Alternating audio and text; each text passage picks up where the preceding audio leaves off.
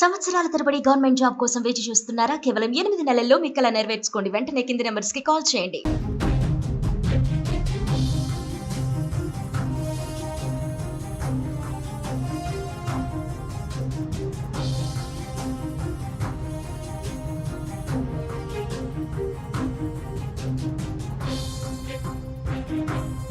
భారత్ పాకిస్తాన్ సరిహద్దుల్లో యుద్ధ మేఘాలు కమ్ముకున్నాయి.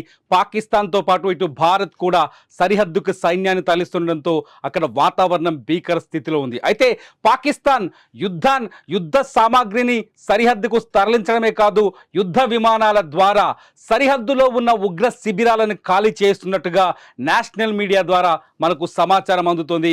పాకిస్తాన్ భారత్ చర్యలను చూసి, భారత్ సైనిక విన్యాసాలను చూసి, ఇవాళ జరిగిన అరేబియా సముద్రంలో చేసిన సైనిక విన్యాసాలని, అలాగే నిన్న సెంట్రల్ సెక్టార్లో జరిగిన సైనిక విన్యాసాన్ని చూసి పాకిస్తాన్ భయపడుతున్నట్టుగా తెలుస్తుంది. ఏ క్షణమైనా బార్డర్ వెంట ఉన్న ఉగ్ర శిబిరాలపైన భారత్ సర్జికల్ స్ట్రైక్స్ లేదా వైమానిక దాడులు చేసే అవకాశం ఉందని పాకిస్తాన్ భయపడుతున్నట్టుగా తెలుస్తుంది. ఈ నేపథ్యంలోనే పాకిస్తాన్ తమ యుద్ధ విమానాలని కరాచీ నుంచి లదాఖ్, కరాచీ నుంచి యుద్ధ విమానాలను తీసుకొచ్చి, రావల్పిండి కరాచీ నుంచి యుద్ధ విమానాలను తీసుకొచ్చి బార్డర్లో ఉన్న ఉగ్రవాద నాయకుల్ని సేఫెస్ట్ ప్రాంతాలకు తరలిస్తున్నట్టుగా ఇంటెలిజెన్స్ సమాచారం ఉందంటూ నేషనల్ మీడియా కొన్ని కథనాన్ని ప్రసారం చేస్తుంది. ఆ కథనాల ప్రకారం మనకు తెలుస్తుంది. ఇప్పటికే లష్కరే తొయిబా నాయకుడు ఎవరైతే హఫీజ్ సయీద్ ఉన్నాడో, హఫీజ్ సయీద్ని నిన్న మోదీ పైన పాకిస్తాన్లో ఘాటైన వ్యాఖ్యలు, కీలకమైన విమర్శలు చేసిన తర్వాత హఫీజ్ సయీద్ ప్రాణాలకు ముప్పుందని పాకిస్తాన్ ఇంటెలిజెన్స్ హఫీజ్ సయీద్ని దాచిపెట్టినట్టుగా మన భారత ఇంటెలిజెన్స్ రిపోర్ట్స్ ఉన్నాయంటూ నేషనల్ మీడియా కొన్ని కథనాల్ని ప్రసారం చేసింది. ఈ నేపథ్యంలో హఫీజ్ సయీద్ని ఐఎస్ఐ పాకిస్తాన్లో అత్యంత సేఫెస్ట్ ప్రాంతంలో స్ట్రాంగ్ రూమ్లో, అతన్ని సురక్షిత స్ట్రాంగ్ రూమ్లో ప్రస్తుతానికి దాచిపెట్టినట్టుగా సమాచారం అందుతుంది. అంతేకాదు హఫీజ్ సయీద్తో ఎటువంటి చర్చలు కానీ ఎవరిని కలవనీయకుండా ఐఎస్ఐ తీవ్రమైన రూల్స్ అక్కడ అమలు చేస్తున్నట్టుగా సమాచారం అందుతుంది. ఇదంతా నేషనల్ మీడియాలో ప్రస్తుతానికి మనకు అందుతున్న కథనాలను బట్టి తెలుస్తుంది. ఈ నేపథ్యంలో పాకిస్తాన్ యుద్ధం వస్తే ఎలా ఎదుర్కోవాలి, ఏ స్థితిలో భారత్ని ఢీకొట్టాలనే కోణంలో కూడా ఆలోచిస్తున్నట్టుగా తెలుస్తుంది. ఉగ్రవాదుల్ని మాత్రం కాపాడుకునే ప్రయత్నం చేస్తుంది. బోర్డర్ వెంట ఉన్న ఉగ్ర శిబిరాల నుంచి అక్కడ ఉన్న ఉగ్రవాదుల్ని తరలించే ప్రయత్నం చేస్తున్నట్టు తెలుస్తుంది. తాజాగా పహల్గామ్ దాడిపైన లేటెస్ట్ అప్డేట్ ప్రకారం, కశ్మీర్ నుంచి అందుతున్న సమాచారం ప్రకారం ఉగ్రవాదులు ఒక ప్రణాళిక ప్రకారం, ముందస్తు ప్లాన్ ప్రకారం ఈ దాడికి పాల్పడినట్టుగా అర్థమవుతోంది.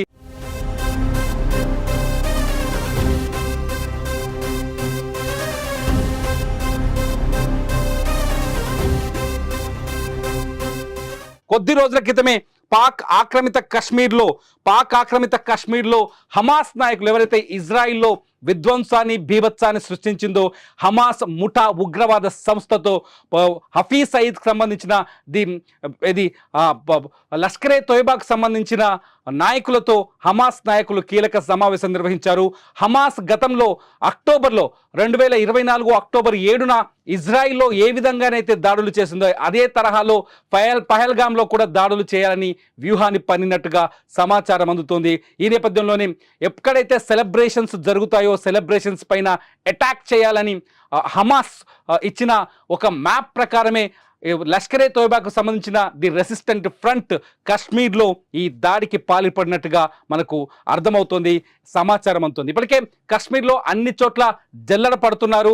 అయితే పాకిస్తాన్పై యుద్ధం చేస్తే ఎంత సమయం పడుతుంది, పాకిస్తాన్పై యుద్ధానికి ఒకవేళ భారత్ సన్నద్ధమైతే, యుద్ధానికి సిద్ధమైతే ఎంత సమయంలో యుద్ధం పూర్తవుతుంది అనే అంచనాలపైన ఆర్మీ బలాబలాన్ని, రెండు దేశాల ఆర్మీ బలాబలాన్ని, శక్తి సామర్థ్యాన్ని అంచనా వేస్తుంటే డిఫెన్స్ నిపుణులు రకరకాల అంచనాలు చెప్తున్నారు. కేవలం 5 గంటలు చాలు, 5 గంటల్లోనే పాకిస్తాన్ని నేలమట్టం చేయొచ్చని ఒక అంచనా వేస్తున్నారు. ప్రస్తుతానికి ఒకవేళ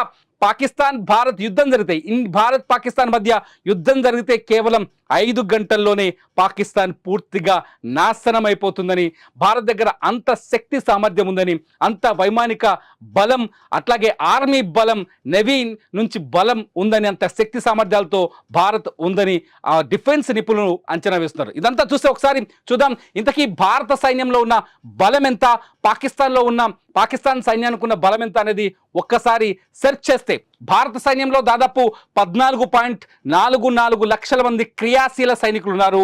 11.55 లక్షల మంది రిజర్వ్ దళాలు, 25.27 లక్షల మంది పారామిలిటరీ దళాలు ఉన్నాయి. సైన్యం మందుగుండు సామాగ్రిలో ఆధునిక స్వదేశీ సాంకేతిక పరిజ్ఞానం అద్భుతమైన మిశ్రమం ఉంది. భారతదేశంలో మొత్తం 4201 యుద్ధ ట్యాంకులు ఉన్నాయి. ఇందులో అర్జున్ ట్యాంక్, T-90 భీష్మ వంటి ప్రమాదకరమైన ట్యాంకులు పాకిస్తాన్పై భారతదేశాన్ని అజేయంగా మార్చే శక్తిని కలిగి ఉన్నాయి.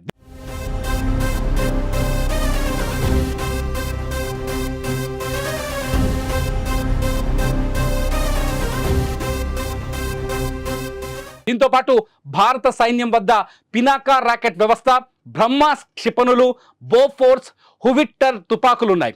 ఈ ఆయుధాలు శత్రువులను సులభంగా ఓడించగలగడంలో దిట్ట అని డిఫెన్స్ నిపుణులు అంచనా వేస్తున్నారు. దీంతో పాకిస్తాన్ పైన ఒకవేళ యుద్ధం జరిగితే భారత దగ్గర ఉన్న ఆర్మీ సంపత్తి, ఆయుధ సంపత్తి చాలు పాకిస్తాన్ కేవలం 5 గంటల్లోనే విధ్వంసం సృష్టించవచ్చు పాకిస్తాన్లోని ఒక అంచనా వేస్తారు. పాకిస్తాన్ సైన్యం గురించి మాట్లాడుకుంటే వారి దగ్గర, పాకిస్తాన్ దగ్గర ఉన్న సైన్యం ఎంత ఉందని ఒకసారి లెక్కలు తీస్తే ఇంటర్నెట్లో అందుబాటులో ఉన్న సమాచారాన్ని క్రోడీకరించి చూస్తే కేవలం 6,54,000 మంది క్రియాశీల సైనికులు మాత్రమే ఉన్నారు. వీళ్ళు ప్రస్తుతం ఆఫ్ఘనిస్తాన్, బలూచిస్తాన్ ఏరియాలో పనిచేస్తున్నారు.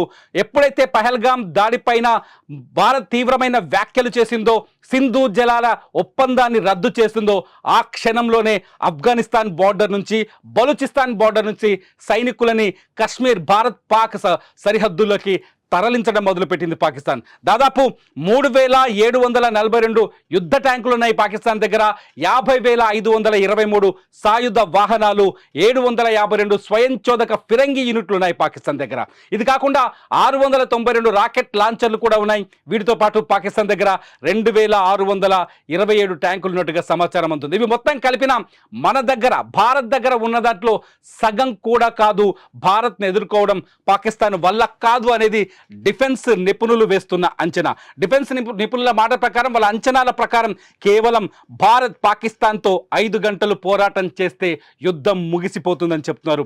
అయితే గగనతలంలో భారత వైమానిక దళం మొత్తం ఎంత ఉందో ఒకసారి చూద్దాం. దాదాపు 2,229 విమానాలు కలిగి ఉంది భారత్. వీటిలో 600 యుద్ధ విమానాలు ఉన్నాయి, 831 సహాయక విమానాలు ఉన్నాయి, 899 హెలికాప్టర్లు, 50+ UAVలు ఉన్నాయి. వీటితో పాటు భారతదేశం అత్యంత ఆధునిక యుద్ధ విమానాలను కలిగి ఉంది. ఇందులో రాఫెల్ ఫైటర్ జెట్, అట్లాగే Sukhoi Su-30 MK, Mirage 2000, MiG-29 fighter జెట్లు ఉన్నాయి. ఇప్పటికే సర్జికల్ స్ట్రైక్స్లో ఈ యుద్ధ విమానాలు తమ సత్తాను చూపించాయి. పాకిస్తాన్కి భారత్ రుచేంటో, దెబ్బ ఎలా ఉంటుందో ఇప్పటికే చూపించాయి.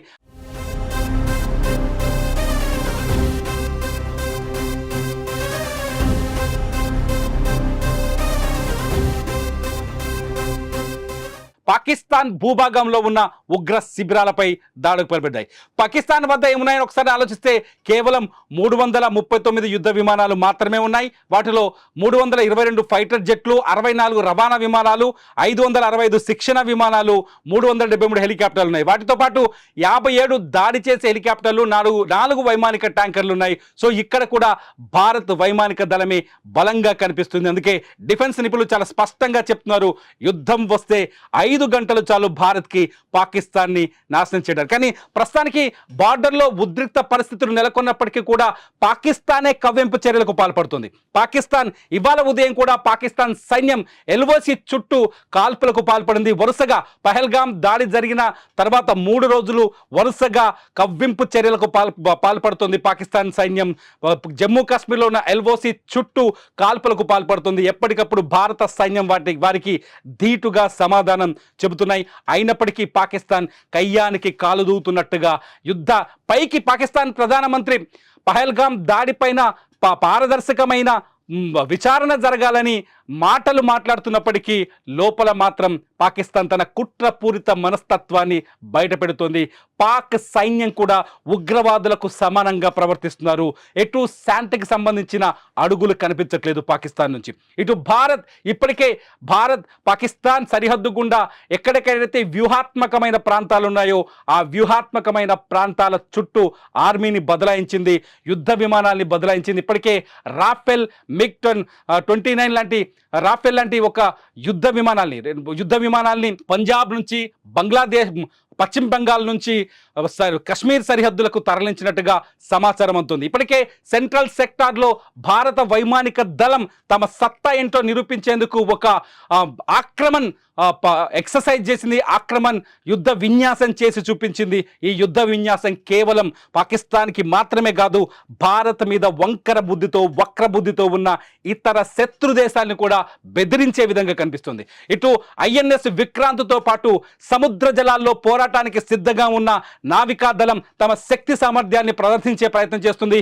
ఇవాళ అరేబియా సముద్రంలో నావికా దళం తమ దగ్గరున్న ఆయుధ సామాగ్రికి సంబంధించిన శక్తి ప్రదర్శనను చేసింది. దీంతో భారత నవీ కూడా యుద్ధానికి సిద్ధంగా ఉన్నామంటూ పాకిస్తాన్కి హెచ్చరికలు జారీ చేసినట్టు కనిపిస్తుంది. మొత్తంగా చూస్తే ప్రధాని మోదీ కూడా ఇవాళ తన మన్ కీ బాత్లో చాలా స్పష్టంగా చెప్పారు, కశ్మీర్లో జరుగుతున్న అభివృద్ధిని తట్టుకోలేకే ఉగ్ర దాడికి పాల్పడింది పాకిస్తాన్. లష్కరే తోయిబా సాయంతో, ది రెసిస్టెంట్ ఫ్రంట్ సహాయంతో యుద్ధం చేసి భారత్లో విధ్వంసం సృష్టించే ప్రయత్నం చేసిందంటూ ప్రధాని మోదీ కూడా ఇవాళ తీవ్రమైన వ్యాఖ్యలు చేశారు. ఈ నేపథ్యంలో యుద్ధం వస్తే పాకిస్తాన్ పరిస్థితి ఏంటి అన్నది ఇప్పుడు ప్రపంచవ్యాప్తంగా చర్చ జరుగుతుంది.